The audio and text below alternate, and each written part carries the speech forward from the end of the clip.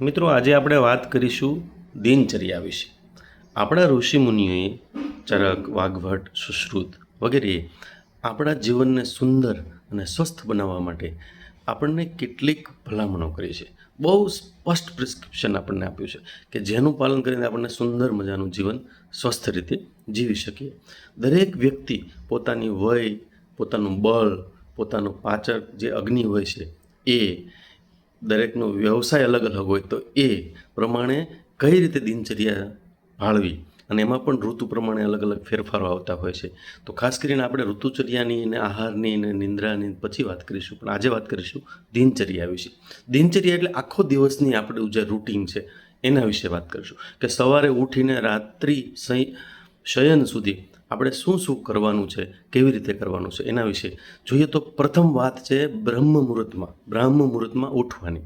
એટલે સમયગાળો આપણે સમજી લઈએ તો સૂર્યનો જે ઉદય થાય એ પહેલાં સામાન્ય રીતે કલાકથી 1.5 કલાકનો સમયગાળો જે છે એ આદર્શ રીતે ઉઠવાનો સમયગાળો છે, બ્રાહ્મ મુહૂર્ત છે. એ બ્રાહ્મ મુહૂર્તમાં ઉઠવું જોઈએ.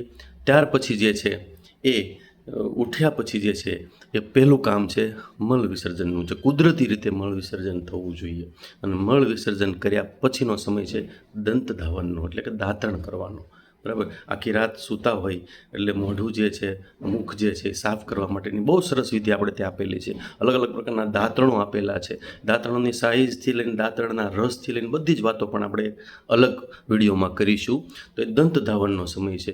અને દાંતણ કર્યા પછી જીભને જે છે એનું નિર્લેખન કર્યા પછીનો સમય જે છે એ છે ઉષઃપાનનો, એટલે કે પાણી પીવાનો.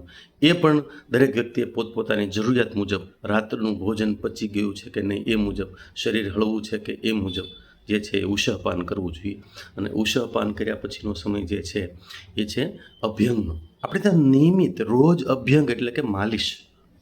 ખાસ કરીને ચામડી જે છે, ત્વચા જે છે એ વાયુનું સ્થાન છે. અને વાયુના મારણ માટે શ્રેષ્ઠ તેલ છે. અને તેલમાં ખાસ કરીને તલનું તેલ, તો એ તેલને સહેજ ઉષ્ણ કરીને એનું માલિશ કરવાનું છે. બરાબર, એટલે કે અભ્યંગ કરવાનું છે. એમાં ખાસ કરીને શરીર ઉપર, મુખ ઉપર આ જે છે અભ્યંગ કરવાનો છે.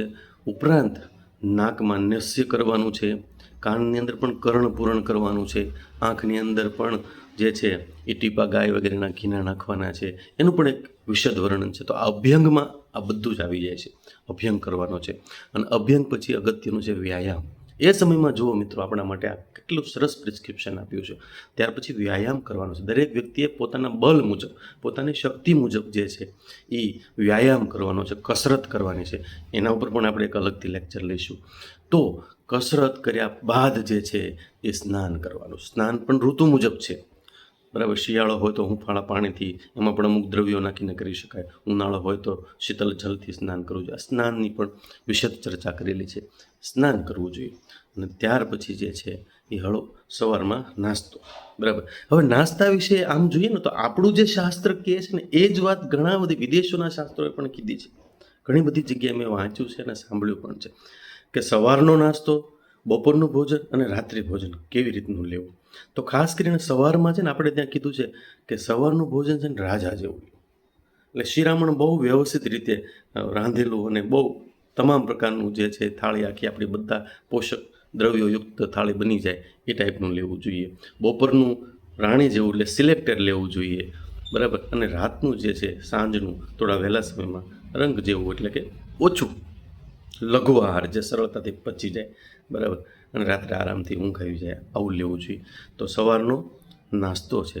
અને ત્યાર પછી જે છે એ હળવા લઘુ, બરાબર, ઋતુ અનુસાર વસ્ત્ર પરિધાન, કપડાં પહેરવાના છે. શિયાળો હોય તો અલગ, ઉનાળો હોય તો અલગ, ચોમાસાની ઋતુમાં અલગ વસ્ત્ર પરિધાન જે છે એટલે કે કપડાં પહેરવાના. અને પછી આપણી દૈનિક ક્રિયા ચાલુ થાય છે. જે કંઈ વ્યવસાય હોય કે વિદ્યા અભ્યાસો હોય કે જે કંઈ કામ કરતા હોય એ આખો દિવસ વ્યવસાયનો છે. બરાબર, બપોરના સમયમાં પણ થોડું ભોજન, હળવું ભોજન પોતપોતાના બળ અને વ્યવસાય અનુસાર લેવાનું છે. દીવા સ્વપ્નને આપણે ત્યાં ના પાડે છે, એટલે કે બપોરે જમ્યા પછી નહીં સૂવાનું કીધું છે. અને શા માટે કીધું છે? કારણ કે એ જે છે એ આપણને વિપરીત અસર કરે છે. એટલા માટે હા, ઉનાળાનો સમય હોય, અતિ પરિશ્રમી લોકો હોય, જેને થાક લાગે અને સહજ રીતે નીંદ આવી જાય અને હળવું ઝોકું આવી જાય તો એક અલગ વાત છે. પરંતુ ખાસ કરીને આપણે જ્યાં એક પરંપરા છે કાઠિયાવાડમાં, ખાસ કરીને એ પથારી તૈયાર કરીને સવારે ઉઠ્યા હોય ત્યારથી નક્કી જ હોય કે બપોરે સૂઈ જવું છે કલાક. એ કરવાની ના પડે છે. એનાથી કફ વગેરે દોષો પ્રકુપિત થાય છે, મેદ વધારે છે, ડાયાબિટીસ જેવા રોગ જે છે એમાં વધારો થાય છે. એટલે આ ખાસ ધ્યાન રાખવું જોઈએ.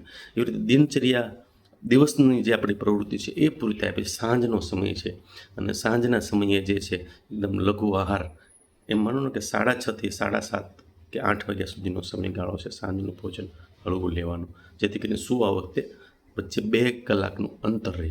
અને પછી છે રાત્રિ નિંદ્રાને આપણે ત્યાં બહુ અગત્યનું સ્થાન આપ્યું છે. આહાર, નિંદ્રા અને બ્રહ્મચર્ય આ 3 આયુર્વેદના ઉપસ્તંભ છે. આની વાત પછીના વિડીયોમાં કરીશ. એટલે આ આખી દિનચર્યા જે છે આપણને સ્વસ્થ રાખનારી છે, આપણને બળ આપનારી છે, આપણી ઓજા અને આપણને મેધાવી બનાવનારી, ખાસ કરીને માનસિક સ્વાસ્થ્ય માટે. એ યુગમાં પણ આચાર્યોએ આપણા માનસિક સ્વાસ્થ્યની ખૂબ ચિંતા કરી હતી, જેથી કરીને આપણે સ્વસ્થ રહી શકીએ, મસ્ત રહી શકીએ. આગળની વાત પછીના વિડીયોમાં. Thank you.